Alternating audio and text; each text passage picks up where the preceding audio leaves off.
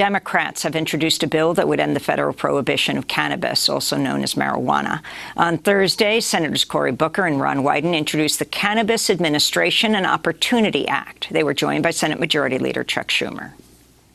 I am proud to be the first majority leader ever to say that it is time to end the federal prohibition on cannabis.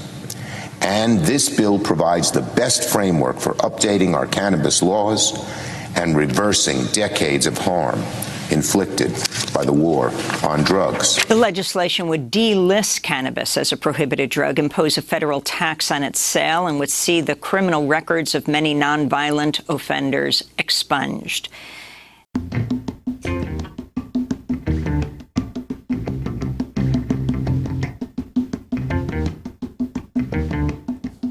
All right, Newsies. This is CounterPoint Da Kine with Skye the Soulful Progressive and Pepper Lamb. All right, so today's hot topic for us is the new bill that's in effect, with Majority Leader Chuck Schumer being the first Majority Leader to ever be behind or support this bill. And you're wondering what that bill is? Named properly, so it is the Cannabis Administration and Opportunity Act. Whoa! This is being head off by Oregon Democratic Representative Ron Wyden and Democratic New Jersey Representative Cory Booker.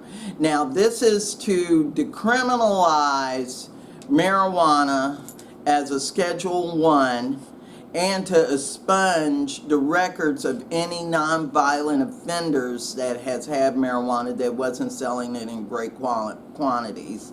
Like people like me that got busted one time with like a nug. Oh. Just a nug. Yeah. That was a southern state, you can already imagine. So 77% of all citizens want it decriminalized, and 90% of Americans live in a state that either has it medically or recreationally. So what's the slowdown? Why haven't they done anything, Pepper? Trying to figure out a way to tax it.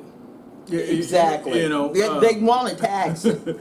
It's my personal theory is that they've spent so much time criminalizing it. Mm-hmm. And then now they have to figure out a way that they can legally make money off of it, because prior to, they were illegally making money off of it. They've been just saying no for so long until they don't know how to say yes. Exactly. Mm-hmm. Like, if you look at any of the average people who are mostly affected by these crime laws, they tend to be minorities. People of color. When's the last time you seen a minority flying a plane from Colombia or Mexico? I haven't seen that in the movie either. Yes. So actually, the new Jurassic Park, there was a black lady flying. But, well, the plane didn't crash, and I'm surprised. Jurassic Park, of course it crashed. Yeah, exactly. Whatever. But yes, so the government has been making money off of this war for a long time, in the behind the scenes and bringing the drugs in. So now they're trying to figure out how to bring that to the forefront. Well, knowing the fact with this private incarceration money-making scheme that the government has, and you're getting almost $800 per day per head, a lot of the southern and GOP states are going to show a lot of resistance on wanting to expunge and decriminalize, because they're making money off of criminalizing it. So I think the best way is to keep it within the states. In Hawaii, we've had medical marijuana since 98 or before. If you're out there, straighten me out, tell me the right year. But I believe we just now opened up the dispensaries. They were hard as hell to open. I helped some of the people applying for the agricultural grants because they allowed 1 acre to 10 acres. Now, in places like where Wyden's from, you know, I believe in Hawaii you can only grow like 6 plants. 7, I'm pretty 7. sure, yeah. In Oregon, it's 32.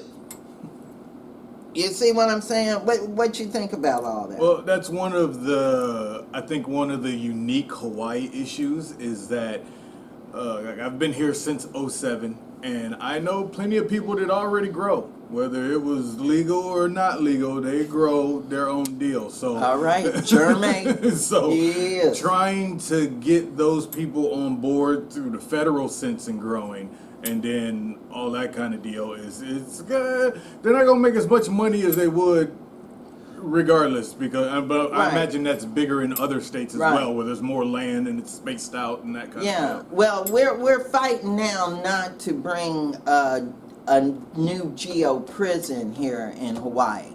We're trying to keep that from coming here because it's obvious that if the people weren't thinking about it, they would also decriminalize it here, but they're not doing that. Yeah. It's only medical. And like the woman up for governor, Cayetano, she's against legalization, but all the other people running for governor are for decriminalizing. From Kahele to Green, and Green was my first medical marijuana doctor back in the day when I caught my first cancer. So, you know, he's got my vote for decriminalization, period. But how do you feel in regards to taking it on the state level? On that's a tricky deal because Good question. as we know, all these states tend to run off of their own little rules, as we see with the abortion debate.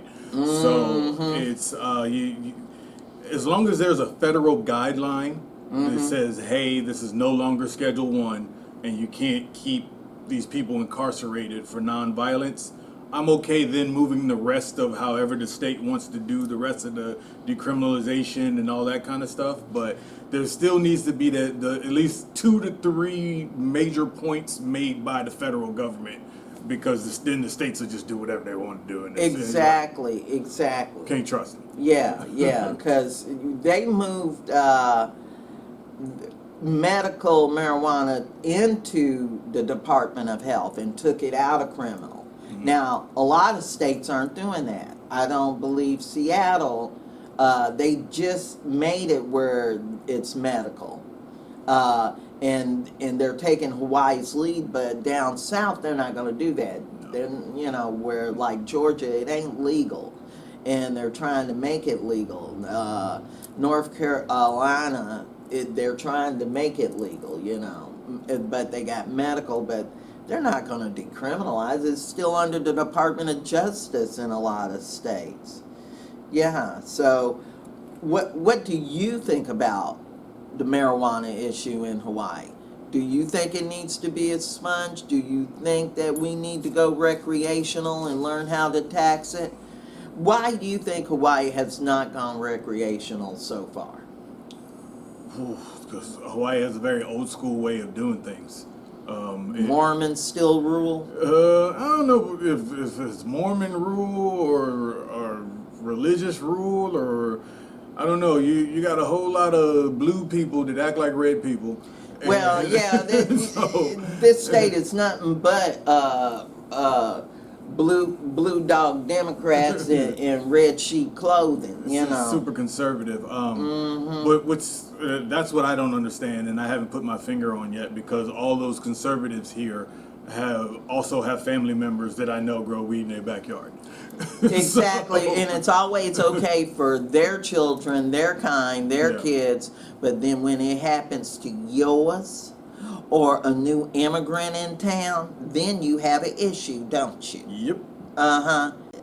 Okay, so with that said, what are you doing with your shows? What's your latest show coming up?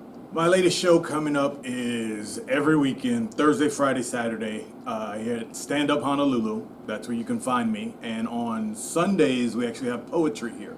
So Woo! right now, Maybe Skye the soul poet needs to come. need to come on out. I know that's right now, right. the doors open at 7, and all shows start at 8. But as we get busier, we will be doubling up on the weekends. So come and check out Stand Up Honolulu and check out more CounterPoint Da Kine. And on that note, we'd like to thank you for checking out Counterpoint with Skye and Pepper.